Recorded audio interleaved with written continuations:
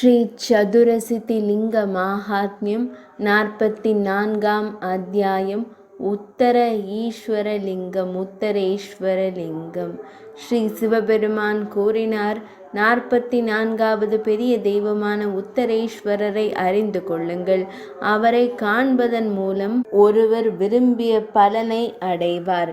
உத்தரேஸ்வரர் என்று நன்கு அறியப்பட்ட லிங்கம் விரும்பிய பலனை தருகிறது. முன்பு மலைகள் மற்றும் பூமியின் மேற்பரப்புடன் இணைந்து முழு பிரபஞ்சமும் சக்ரன் என்று அழைக்கப்படும் தேவேந்திரனால் பயன்படுத்தப்பட்ட மழை பெய்யும் மேகங்களால் வெள்ளத்தில் மூழ்கியது. அது ஒரு பரந்த நீர்நிலையாகவும் ஸ்வாத்தியாயம், வேதங்களை குறித்த ஆய்வு மற்றும் பஷத்காரத்தின் உச்சரிப்பும் அதனால் செயல் இழந்த போது ஸ்வதாவை இழந்த தேவர்கள் மற்றும் ஸ்வாஹா பயந்தார்கள். சிறந்த முகபாவனை கொண்ட பெண்மணியே, அவர்கள் ஒருவருக்கொருவர் கூறினார்கள், ஹோமமில்லாமல் எங்களுக்கு திருப்தி இல்லை. யஜ்ஞங்களில் எங்களுக்கு உரிய பங்குகளை வழங்குவதன் மூலம் பிராமணர்களால் நாங்கள் செழிக்கப்படுகிறோம்.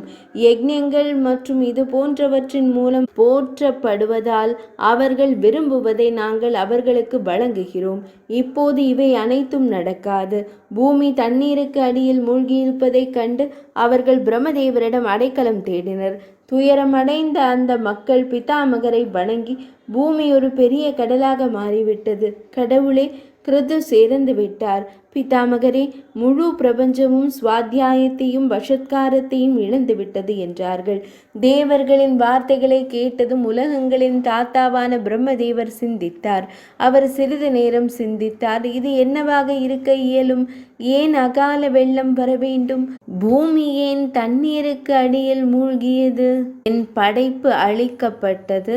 என் வார்த்தைகள் பயனற்றதாகிவிட்டன.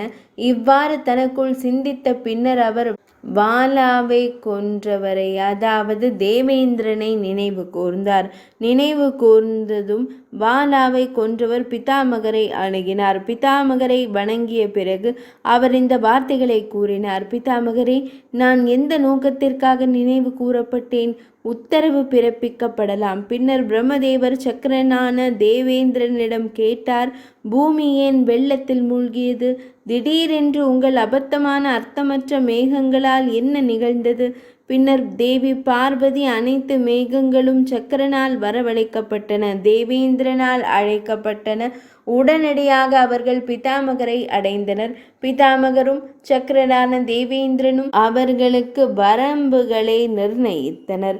கஜம் என்ற பெரிய மேகம் கிழக்கு பகுதியில் 10,000 யானை அளவுள்ள மேகங்களால் சூழப்பட்டது.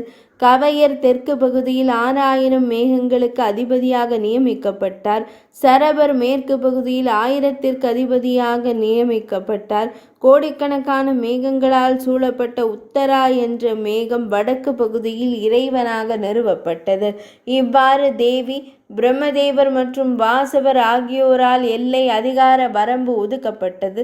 நட்சத்திரங்கள் தண்ணீரை உற்பத்தி செய்யும் மழை காலத்தில் மழை பொழிவாயாக. அவை ஆர்திராவில் தொடங்கி சுவாதியில் முடியும் 10 நட்சத்திரங்கள், அதாவது திருவாதிரையில் தொடங்கி சுவாதி நட்சத்திரத்தில் முடியும் 10 நட்சத்திரங்கள். பிரம்மதேவர் மற்றும் சக்கரரான தேவேந்திரனின் வார்த்தைகளை கேட்டதும் மேகங்கள் அதற்கேற்ப முடிவு செய்து தங்கள் பெயர்களால் அழைக்கப்படும் பருவங்களின் மழையை பொழிந்தன. இவ்வாறு எல்லாம் முறையாக சரி செய்யப்பட்ட போது மேகங்கள் எல்லைகளுக்குள் அடைத்து கொண்டன. பிராமணர்கள் காய்ச்சலால் பாதிக்கப்பட்ட உற்சாகத்திலிருந்து விடுபட்டனர். தேவர்கள் மிகவும் மகிழ்ச்சி அடைந்தனர். பின்னர் மழை பொழியும் மேகங்கள் கொடூரமான கிரகங்களான சனி, செவ்வாய், சூரியன் மற்றும் கேதுவால் தடுக்கப்பட்டன.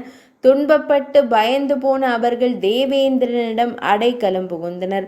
பயத்துடன் அவர்கள் வணங்குவதன் மூலம் எல்லாவற்றையும் மீண்டும் மீண்டும் கூறினர். மேகங்களின் வார்த்தைகளை கேட்டதும் வாசவனும் பயந்து அவர்களிடம் கூறினார், மேகங்களே, நான் கிரகங்களை விரட்டும் திறன் கொண்டவன் அல்ல. நான் எல்லா வகையிலும் இயலாதவன். முன்பு இந்த கொடூரமான கிரகங்களால் நான் என் ராஜ்யத்திலிருந்து வெளியேற்றப்பட்டேன். இந்த கிரகங்கள் மகிழ்ச்சி அடைந்த போது நான் மீண்டும் என் பதவியில் நிலைநிறுத்தப்பட்டேன். பட்டேன். கிரகங்கள் மிகவும் சக்தி வாய்ந்தவை என்பதால் அவற்றை நான் மதிக்க வேண்டும். கிரகங்கள் அனைத்தையும் அழிப்பவை என்று அறிவிக்க வேண்டும் என்பது என் கருத்து. இதற்கிடையில் பூமியில் 100 ஆண்டுகளுக்கும் மேலாக நீடித்த ஒரு மிக மோசமான வறட்சி ஏற்பட்டது. அனைத்து உயிரினங்களையும் அது அழித்தது. தேவி பார்வதி, தண்ணீர் இல்லாமல் பூமி வெள்ளை மலை முகடுகளின் வரிசையை போன்ற எலும்பு துண்டுகளின் எலும்பு கூட்டாக மாறியது. அனைத்து தேவர்களும் மீண்டும் ஒருமுறை பயந்து பிரம்மதேவரிடம் தஞ்சம் புகுந்தனர். அவர் முன் பணிந்து, எங்களை காப்பாற்றுங்கள், நாங்கள் தங்களிடம் தஞ்சம் அடைகிறோம். பிதாமகரே, முழு பிரபஞ்சமும் தண்ணீரும் மழையும் இல்லாததால் பாதிக்கப்பட்டுள்ளது. மீண்டும் ஒரு முறை முன்பு போலவே அகால அழிவு ஏற்பட்டுள்ளது. நீங்களும் வாசவரும் பயன்படுத்திய மேகங்கள் மிகவும் கடுமையான மற்றும் கொடூரமான கிரகங்களால் ஆட்கொள்ளப்பட்டுள்ளன என்ற வார்த்தைகளை கேட்டதும் தேவர்களின் உலகங்களின் தாத்தாவான பிரம்மதேவர் கூறினார், தேவர்களே, அந்த உயர்ந்த கிரகங்களுக்கு நானும் பயப்படுகிறேன். கொடூரமான மனம் கொண்ட கிரகங்களின் பெரும் சக்தியை நான் நன்கு அறிவேன். நீங்கள் மக்கள் எப்போதும் பிற்போக்கு சனியால் பாதிக்கப்படுகிறீர்கள். நீர்வாழ் உயிரினங்களின் அதிபதியான வருணன் மங்களத்தால் செவ்வாயால் மோசமாக பாதிக்கப்படுகிறார். வாசவன் அடிக்கடி கேதுவால் தனது உலகத்திலிருந்து வெளியேற்றப்பட்டுள்ளார். முன்பு சூரியன் பின்னடைவில் இருந்தபோது நானும் தலை துண்டிக்கப்பட்டேன். தனித்தனியாக இருந்தாலும் அவை மிகவும் சக்தி வாய்ந்தவை. அவை கூட்டாக செயல்படும் போது இன்னும் அதிகமாக. எனவே நாம் அனைவரும் மகாதேவரிடம் உதவி தேடுவோம். பிரம்மதேவரின் வார்த்தைகளை கேட்டதும் வாசவன் உள்பட அனைத்து தேவர்களும் பிரம்மதேவரை தங்கள் தலைமையில் வைத்துக்கொண்டு எனக்கு கீழ் அடைக்கலம் தேடினர். உன்னிடம் அடைக்கலம் தேடிய எங்களை காப்பாற்று. தாமே எங்கள் படைப்பாளர், விதியை வழங்குபவர், படைப்பு மற்றும் அழிவிற்கு காரணம். மகாதேவரே, மேகங்கள் எல்லா இடங்களிலும் உள்ள கொடூரமான கிரகங்களால் தடுக்கப்பட்டுள்ளன. அவை மழையை பொழிவதில்லை. பகவானே, வறட்சி மிகவும் பயங்கரமானது. அது 100 ஆண்டுகள் வரை நீடித்து அனைத்து உயிரினங்களையும் அழிப்பதற்காகவே உள்ளது. சிறந்த முகபாவனை கொண்ட பெண்ணே, அவர்களின் வார்த்தைகளை கேட்டதும் கொடூரமான கிரகங்களின் சக்தி எனக்கு தெரிந்ததைப் போலவே இருப்பதை உணர்ந்தேன். பெரிய தெய்வமே, இதை உணர்ந்த பிறகு நான் பரிகாரம் செய்யும் வழியை நினைத்தேன். கோடிக்கணக்கான மேகங்களால் சூழப்பட்ட உத்தரா என்ற மேகம் வரவழைக்கப்பட்டது. அவர் உடனடியாக வந்து நான் என்ன செய்ய வேண்டும் என்று கேட்டார். என் கட்டளைப்படி விரும்பிய பலனை அளிப்பவரான அழகிய மகா காலவனத்திற்கு செல்லுங்கள். எல்லா மேகங்களையும் உங்களுடன் அழைத்து செல்லுங்கள். கங்கேஸ்வர தேவரின் தெற்கே சிறந்த லிங்கம் உள்ளது. அதை விடாமுயற்சியுடன் சாந்தப்படுத்துங்கள். அவர் உங்கள் விருப்பத்தை நிறைவேற்றுவார். இவ்வாறு நான் அறிவுறுத்தியதன் பேரில் உத்தரர் தனது மேகங்களுடன் சிறந்த மகா காலவனத்தை நோக்கி விரைந்தார். மழை பெய்யும் லிங்கத்தை கண்ட பிறகு அவர் சிப்ரா நதியிலிருந்து தண்ணீரை எடுத்து அனைத்து நீரும் சிப்ராவிற்கு திரும்பும் வரை விடாமுயற்சியுடன் நீராடிய பின்னர் அதை பக்தியுடன் வணங்கினார். என் அன்பான தேவியே, அழகான பெண்ணே, இதற்கிடையில் லிங்கத்தின் நடுவிலிருந்து ஒரு புகை தூண் எழுந்தது. அது மிக பெரியது மற்றும் தீப்பிழம்புகளின் கொத்துக்கள் அதை தீவிரப்படுத்தியது. வானத்தில் உள்ள அனைத்தும் தீப்பிழம்புகளால் வியாபித்திருந்தன. விண்மீன்களின் சுற்றுப்பாதை வரை உள்ள முழு கிரக அமைப்பும் தீப்பிழம்புகளின் கொத்தால் எரிக்கப்பட்டது. என் அன்பான பெண்ணே, கோள்கள் பயந்தன. புகை தூணால் குருடாக்கப்பட்டு அவர்கள் தீப்பிழம்புகளின் கொத்தில் தஞ்சம் புகுந்தனர். தேவர்களால் சூழப்பட்ட பிரம்மதேவர், விஷ்ணுமூர்த்தி மற்றும் தேவேந்திரன் அந்த மாபெரும் அதிசயத்தை கண்டு லிங்கத்தை நெருங்கினர். லிங்கத்திலிருந்து வெளிப்படும் பெரிய நெருப்பு சுடர்கள் ஆகாயத்தை மூடியது. அவன் பார்ப்பதற்கு மிகவும் திகைப்பூட்டும் வகையில் புரிந்து கொள்ள முடியாத அளவிற்கு பயங்கரமாக அதன் அளவு அதிகரிப்பது போல் தோன்றியது. கண்ணிமைக்கும் நேரத்தில் அது 10,000 யோஜனைகளாக அதிகரித்தது. அளவு அதிகரித்தது. வரும் அற்புதமான லிங்கத்தை கண்டு சுரேசர் தேவேந்திரன் மயக்கமடைந்தார். கோள்களும் சுய நினைவை இழந்தனர். லிங்கத்திலிருந்து ஒரே திசையில் நீரோட்டங்கள் வெளியேறின. அழகான பெண்ணே, பூமி ஒரு கடலாக மாறியது. லிங்கத்தின் மற்றொரு பகுதியிலிருந்து ஒரு பயங்கரமான காற்று வீசியது. லிங்கத்தின் மற்றொரு பகுதியிலிருந்து மின்னல் கோடுகள் வெளிவந்தன. லிங்கத்தின் ஒரு பகுதியிலிருந்து புகையுடன் நெருப்புச் சுடர்கள் வெளிப்பட்டன. லிங்கம் அளவு அதிகரித்து வானம் முழுவதையும் நிரப்புவதைக் கண்டதும் கோள்கள் குழப்பமடைந்து வேதனை அடைந்தன. எல்லா பக்கங்களிலிருந்தும் எரிந்து லிங்கத்தை புகழ்ந்தன. கோள்கள் கூறின, அழகான வடிவமுடையவருக்கு வணக்கம். சூரர்களால் போற்றப்படும் இறைவனுக்கு வணக்கம். சிதைந்த பிரகிருதியை செயல்படுத்தும் ஜீவனுக்கு வணக்கம். உருவமற்றவருக்கு வணக்கம் வணக்கம். நீர் வடிவில் இருக்கும் ஜீவனுக்கு வணக்கம். தமக்கு வணக்கம். என் அன்பான பெண்ணே, தெய்வமே, இந்த துதி கொடூரமான கிரகங்களால் லிங்கத்திலிருந்து வெளிப்பட்ட ஒரு சிலையின் வடிவத்தில் வழங்கப்பட்ட போது அதன் அனைத்து உறுப்புகளும் புனித சாம்பலால் சாம்பல் நிறமாக இருந்தன.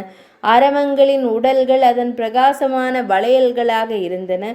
அது பனி குவியல்களின் தோற்றத்தை கொண்டிருந்தது மற்றும் வெள்ளி மலையைப் போல அசுத்தங்களிலிருந்து விடுபட்டது. நடுங்கும் கழுத்துடன் குனிந்து கொண்டிருந்த கிரகங்களிடம் அது கூறியது, உங்கள் ஆசை என்ன? நீங்கள் மனதளவில் என்ன விரும்புகிறீர்கள்? நான் உங்களுக்கு என்ன கொடுப்பேன்? எனது பார்வை அரிதாகவே அடையப்படுகிறது, ஆனால் அது ஒருபோதும் பயனற்றது. உலகங்களை திருப்திப்படுத்துவதற்காக எனது முழு பார்வையையும் உங்களுக்கு வழங்குவேன். இவ்வாறு கூறப்பட்டவுடன் அனைத்து கிரகங்களும் வணங்கும் உள்ளங்கைகளுடன் பேசின. பகவானே, வரம் வழங்கப்பட வேண்டுமானால் சங்கரரே, நீங்கள் மகிழ்ச்சி அடைந்தால் மகாதேவரே, எல்லா நிகழ்வுகளின் தொடக்கத்திலும் நாம் அனைவரும் வணங்கப்படுவதை பாருங்கள். அதனால் திருப்தி ஏற்படும். அப்படியே நடக்கும் என்று கூறிய பிறகு அவர் உத்தரரிடம் கூறினார், என் அன்பான குழந்தையே, நான் உன்னில் மகிழ்ச்சி அடைகிறேன். விரும்பிய வரத்தை ஏற்றுக்கொள். அந்த வார்த்தைகளை கேட்டு மகிழ்ச்சி அடைந்த உத்தரா, புனிதமான பகவானே, நீங்கள் என் மீது திருப்தி அடைந்தால் எனக்கு ஒரு வரம் கிடைக்கட்டும். பகவானே, பூமியில் எப்போதும் மழை பெய்யச் செய்து யாரும் எங்களை அதிகம் துன்புறுத்தாமல் பார்த்து கொள்வது உமக்கு தகுதியானது. எல்லா மேகங்களுக்கும் உதவி இருக்க வேண்டும். நாங்கள் தம்மால் பாதுகாக்கப்பட வேண்டும். மலையின் மகளே, அப்போது லிங்கம் கூறியது, அப்படியே ஆகட்டும். இன்று முதல் நான் உன் பெயருக்கு பிறகு பூமியில் நன்கு அறியப்படுவேன். சந்தேகத்திற்கு இடமின்றி நான் உத்தரேஸ்வரன் என்று நியமிக்கப்படுவேன்.